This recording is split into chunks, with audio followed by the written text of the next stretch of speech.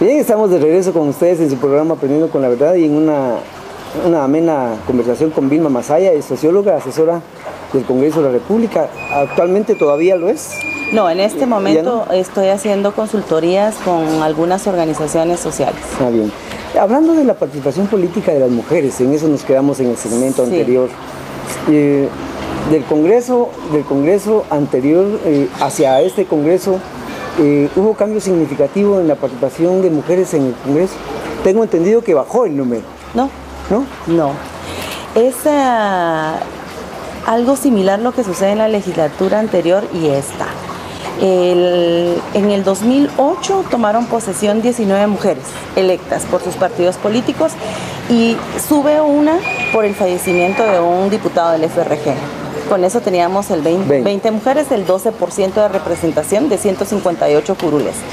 Este año, con la judicialización de todos los procesos, porque tenemos ahorita 20 mujeres, una que es de Alta Verapaz cabalmente, que entra por el fallecimiento, por el asesinato del diputado.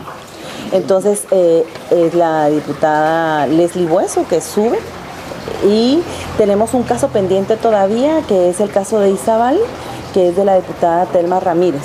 Si ella lograra, o si la Corte falla a su favor, pues entonces tendríamos 21 mujeres. Estaríamos en un porcentaje igual. 12%. Significa que aquí hay una fórmula que de repente está ahí ya establecida para que la cuota no sea más grande, porque si estamos pensando, de acuerdo al planteamiento que presentaron ustedes, de un 50% de participación, estaríamos hablando de 76, 75, 78 diputadas. Y de 20 a 78 todavía hay un trecho muy grande que recorrer. Por supuesto. Pero para eso tenemos que tener un instrumento que le dé un tratamiento especializado a este sector de mujeres. ¿Cuál es el planteamiento de este sector en las reformas constitucionales? Hay ahí para discutir bastante sobre las reformas que hay que hacer, pero desde el enfoque de mujeres, ¿cuál sería? Pues mire, recuerde que a las mujeres constitucionalistas que participaron en la elaboración de esta Constitución les costó muchísimo incorporar el artículo número 4, que es en el que nos basamos las mujeres para reclamar nuestros derechos, y es la igualdad, ¿verdad? Es el único artículo en la Constitución que nos proporciona a nosotras esa calidad de ciudadanas. Realmente, y hablando con Catalina Sobiranis, que fue una de las constitucionalistas, muy brillante Catalina. No, y después presidenta del Congreso. Por supuesto, la primera.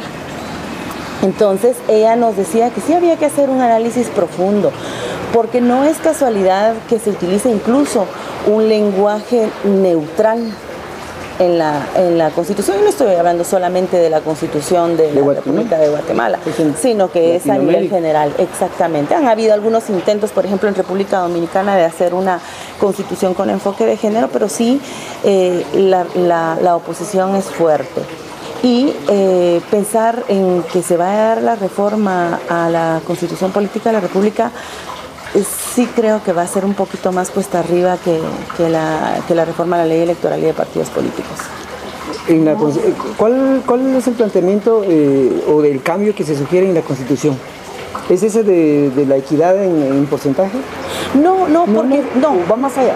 No, porque mire, recuérdese que la Constitución Política de la República lo que da es que nos da, digamos, lineamientos para aterrizar en las leyes ordinarias. Entonces esa es la base. Pero donde sí tenemos que incidir es en la reforma a la ley electoral y de partidos políticos. Es ahí justamente en donde nosotras tenemos que conseguir esos espacios. ¿En qué sentido la reforma a los partidos políticos? En función de que puedan haber organizaciones de la sociedad civil que puedan participar, que no necesariamente sean partidos políticos, que podrían ser los comités cívicos como postuladores. ¿Podría ser esa una salida? Pues mire, hay una propuesta del Tribunal Supremo Electoral que plantea precisamente eso, porque como usted bien sabe, los comités cívicos tienen su temporalidad. Termina el proceso eleccionario y se terminó. Pero a mí personalmente me parece que estas expresiones políticas, como son locales, perciben precisamente la realidad de sus comunidades. y que entonces habría que ver, y el TSE creo que lo pone muy claro en su propuesta, en que debieran tener más tiempo, ¿verdad? Como los partidos políticos, pero digamos en un plano local. Y eso sería interesante, porque miren, lo vemos en el curso que tuvimos ayer, hay lideresas con unos pensamientos increíbles, con unas ideas importantísimas, pero que no tienen la oportunidad de llegar a un espacio de un partido político. Y entonces se pierde ese potencial. Hace algún tiempo platicábamos con Freddy Ochaeta, no sé si usted lo conoce o ha oído hablar de él, que también es un analista y ha apoyado mucho el proceso político de Alta Verapaz. Y él nos decía, tal vez hace unos 5 o 6 años, o tal vez un poquito más, empezaba el movimiento de la participación de mujeres ya en cargos presidenciales a nivel de Latinoamérica. Claro. Y decía, esta es la época de las mujeres. Por supuesto, posteriormente lo empezamos a escuchar un poco más seguido, pero nos llamaba la atención que decía Freddy, las mujeres son las que nos van a salvar el Estado, porque son menos corruptibles, porque son más éticas y más responsables. Esto contrastado con lo que dice también muchas veces un compañero, Roberto Alvarado, que la clase política es la que nos tiene en la calle de la amargura y es una clase pues altamente corrupta, nos manifestaba él. ¿Cree usted que es factible, que es posible que las mujeres que ejerzan gobierno más adelante con posición mucho más de decisión, logremos ese rescate del Estado a través de la mujer? Mire, yo lo que considero es que tanto hombres como mujeres tenemos la capacidad de ejercer y tanto hombres como mujeres podemos ser estadistas. Hay casos, y lo que manifestábamos ayer, es que las mujeres no tenemos modelos de liderazgo, muchos modelos, porque ha habido lideresas, pero no tenemos modelos como los tienen los hombres. Entonces, la crítica es que muchas veces tenemos que adoptar algunas actitudes de liderazgo femenino, masculino, ¿verdad? Pero sí tenemos nuestra propia forma de hacer liderazgo. Y lo que pasa es que las mujeres, por el rol que se nos ha dado socialmente, pensamos no solamente en el objetivo final, por ejemplo en un proyecto, sino que nos vamos preocupando de todo el proceso. Y en todo el proceso es de enriquecer, de enseñar, de compartir, de ir jalando con sororidad a las demás mujeres para que todas vayamos caminando a la par. Yo creo que sí sería una buena oportunidad que las mujeres pudieran dirigir. Mire, hay experiencias exitosas de mujeres alcaldesas y mujeres alcaldesas indígenas que han sabido administrar. Tenemos ahorita a la presidenta del organismo judicial, que es una mujer que, como ustedes bien saben, ella escaló de acuerdo a sus capacidades y vea, la tenemos como presidenta de un alto organismo. Entonces vemos que las experiencias de donde las mujeres han ocupado cargos de decisión han sido exitosas. Bueno, sí, podríamos discutir un par de casos. Por ejemplo, lo que sucede en Argentina. Una mujer que está ejerciendo la presidencia y es reelecta. Claro. Es un modelo ya establecido, un modelo bien... me parece que bastante intencionado y que la población lo acepta. Por supuesto, y es que recuérdense que Argentina es un caso sui generis, ¿verdad? Porque ellos tienen su referente de Eva Perón, siempre, ¿verdad? Y entonces ellos ya tenían, digamos, en su cultura, en su quehacer cotidiano, la imagen de una mujer lideresa, lo que aquí nos ha costado muchísimo. Y luego que las decisiones, por supuesto que no es la supermujer, porque no es eso a lo que nos referimos cuando una mujer ocupa un cargo de decisión, también se rodea de gente que sabe, que maneja los temas. Y entonces es así como vemos ahorita, por ejemplo, que ella quiere la nacionalización de la petrolera, ¿verdad?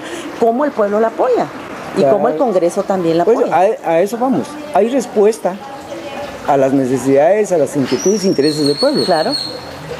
Cosa que aquí no existe. Yo recuerdo para la campaña del FRG, el presidente, en ese tiempo candidato Portillo, pues vamos a recuperar las empresas, vamos a revertir la privatización, decía él, ¿verdad? Cosa que solo fue discurso para ese momento y jamás se tocó el tema. Mientras que allá sí lo están haciendo. Claro. Creo que eso es lo que la población ve como positivo. Pero también tenemos otro caso acá en Guatemala con la señora Sandra Torres, que obviamente no fue presidenta, pero ejerció un papel importantísimo en el ejercicio del poder. Pero ¿qué pasa con ella? Se le da palo porque pues muy impositiva, no permitía la discusión, no permitía la democracia dentro del partido. O sea, sí tenemos también algunos modelos acá propios que me imagino que son como para la reflexión del sector mujer. Por supuesto, por supuesto. Pero hay algo que no se debe negar y reconocer en las mujeres. Sandra Torres, Roxana Valdetti, son mujeres que han tenido que luchar contra un sistema patriarcal y que su posicionamiento les ha costado muchísimo. Si un hombre es impositivo, es lineal, es vertical, no se le critica. Si un hombre da un grito, no se le critica. Si una mujer tiene carácter y ejerce el poder, entonces sí es criticable. Los modos son los que se critican, ¿verdad? Al final de cuentas, pero a mí me parece que hay que reconocer en estas dos mujeres que han sido sumamente trabajadoras. En el caso de Sandra Torres, la cuestión de los programas sociales, porque es a ella a quien se le debe lo de los programas sociales, ¿verdad? De ahí cómo se desarrolló, esa es otra historia, pero la idea quedó y fue tan importante, incidió tanto en la sociedad, incidió tanto en la clase política, que todos los partidos políticos tenían eso como caballo de batalla y como compromiso. Sí, se comprometieron a darle seguimiento. Exactamente. No, y prueba de ello es que ya en estos días salen ya los programas nuevamente. Por supuesto que para los sectores sociales que lo necesitan, ese sector marginado, ese sector excluido es necesario, pero también creemos de que no deben ser solo programas de asistencia, sino acompañados de programas que reactiven la economía rural. Por supuesto. Porque si no nos quedamos solo en la asistencia y esperar luego otros 4 años, y creo que no ese es el tiro del desarrollo, ¿verdad? No es definitivamente. Yo creo que tiene que ir a la par proyectos productivos autosostenibles que le den la oportunidad a la gente de recuperar esa dignidad perdida. Es el no nada más estar dando recursos, sino también estar dando capacitación, hacer que la gente salga de esa pobreza, porque también la pobreza tenemos que tener cuidado con la educación, pero la educación con dignidad.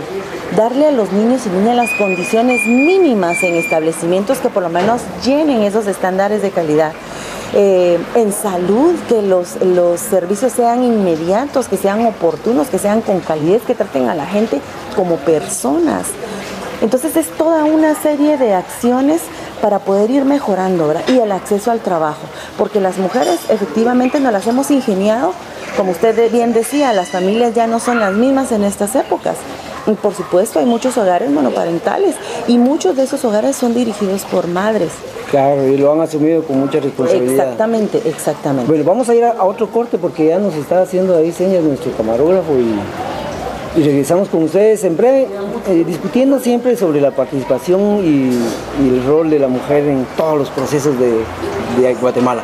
Está bien. Regresamos.